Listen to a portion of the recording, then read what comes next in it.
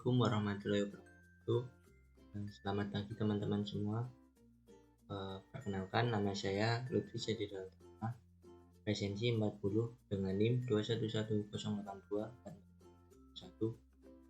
1. Di sini saya akan membuat video tutorial tentang statistika uji perbedaan non-parametrik dengan metode uji Wilcoxon. Nah, uji Wilcoxon itu apa? Uji Wilcoxon adalah uji yang dipergunakan untuk menguji perbedaan dua sampel yang saling berkolerasi tapi tidak memenuhi asumsi normalitas. Jika asumsi normalitas terpenuhi, maka dipergunakan Paired test. Penggunaan Paired test sendiri memerlukan normalitas pada kedua datanya. Uji Wilcoxon juga digunakan untuk menganalisis hasil-hasil pengamatan yang berpasangan dari dua data apakah berbeda atau tidak. Wilcoxon Signet Rank Test ini digunakan hanya untuk data yang bertipe interval atau rasio, namun datanya ini tidak mengikuti distribusi normal. Kemudian, ada contoh kasus dalam uji Wilcoxon. Dengarkan cerita baik-baik. Peneliti ingin mengetahui apakah terdapat pengaruh penggunaan metode pembelajaran kelompok terhadap hasil belajar matematika pada siswa SMP kelas 8A. Untuk kebutuhan data, peneliti melakukan penilaian atas hasil belajar siswa sebelum dan sesudah, pre dan post. Metode pembelajaran kelompok diterapkan di kelas tersebut, maka diperoleh data penelitian sebagai berikut. Bisa dilihat di Excel hasil belajar matematika pre-test dan post-test. Ini ada 22 data karena ada 22 siswa di SMP kelas 8A. Untuk hipotesis yang diajukan dalam penelitian atau HA-nya, ada perbedaan hasil pre-test dan post-test, yang artinya ada pengaruh penggunaan metode pembelajaran kelompok terhadap hasil belajar matematika siswa SMP kelas 8A. Untuk caranya, uji Wilcoxon sendiri sebagai berikut. Yang pertama kita buka SPSS-nya terlebih dahulu. Kita klik di variabel view. Untuk name-nya kita ketik pre, kemudian variabel kedua name-nya kita ketik post. Kemudian type-nya kita numerik, terus width-nya itu 8, kemudian desimalnya itu 0. Labelnya kita ketik pre-test. Label yang variabel kedua kita ketik post-test.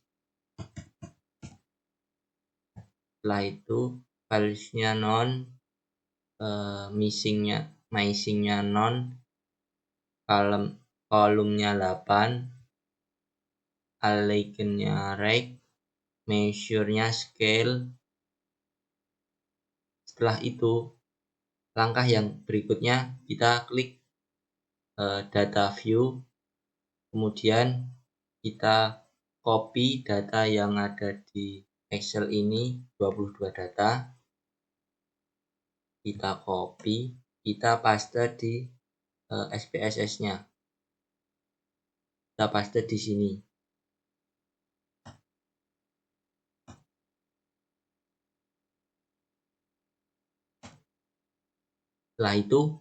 Setelah pada tampilan berikut, kemudian langkah selanjutnya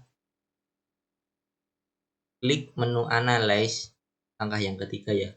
Klik menu analyze, kemudian kita pilih non-parametric test, kemudian klik see dialogs, kita pilih yang to relate, akan muncul seperti ini. Kemudian kita pindahkan pretest-nya ke variabel 1, variabel 1, terus variabel 2-nya untuk post test. Jangan lupa untuk test type-nya Kita klik di sini ya, Wilcoxon, kemudian kita klik OK. Setelah muncul data seperti ini, maka selanjutnya untuk baca data range-nya, pertama hasil output range-nya ya maksudnya. Yang pertama, 1. Range negatif atau selisih range antara hasil belajar matematika pretest dan posttest adalah 0.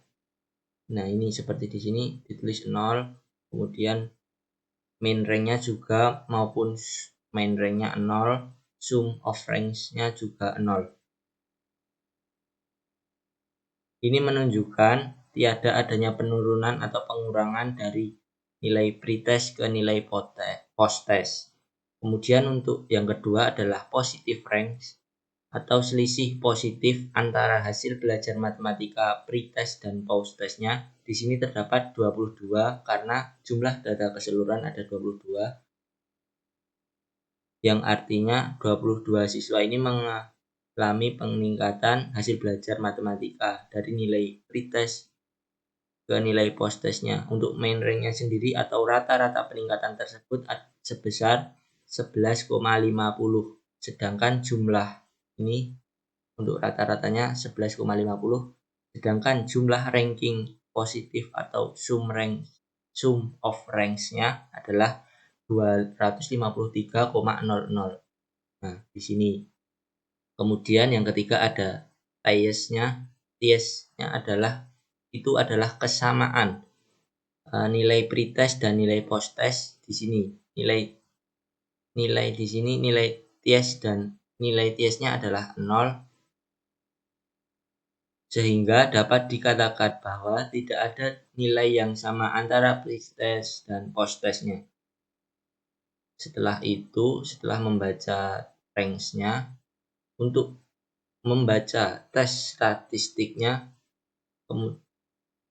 dari uji hipotesis Wilcoxon sendiri, kita menggunakan output SPSS yang kedua, yaitu output tes statistik yang ini ya teman-teman.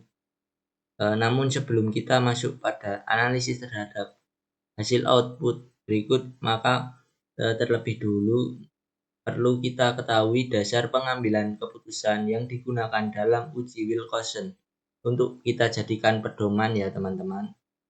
Nah, dasar pengambilan keputusan sendiri dalam uji Wilcoxon itu ada 2. Yang pertama, jika nilai asim sek-nya itu lebih kecil dari 0,05, maka hipotesisnya dapat diterima.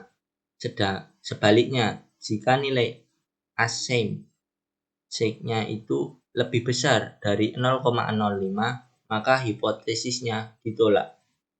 Setelah itu, untuk pengambilan keputusan dan pembuatan kesimpulan berdasarkan hasil uji Wilcoxon pada kesempatan ini menyatakan bahwa dapat diketahui asim sek-nya itu lebih kecil bernilai 0, maka itu lebih kecil dari 0,05. Maka hasil belajar matematika pretest dan posttest ini dapat diterima.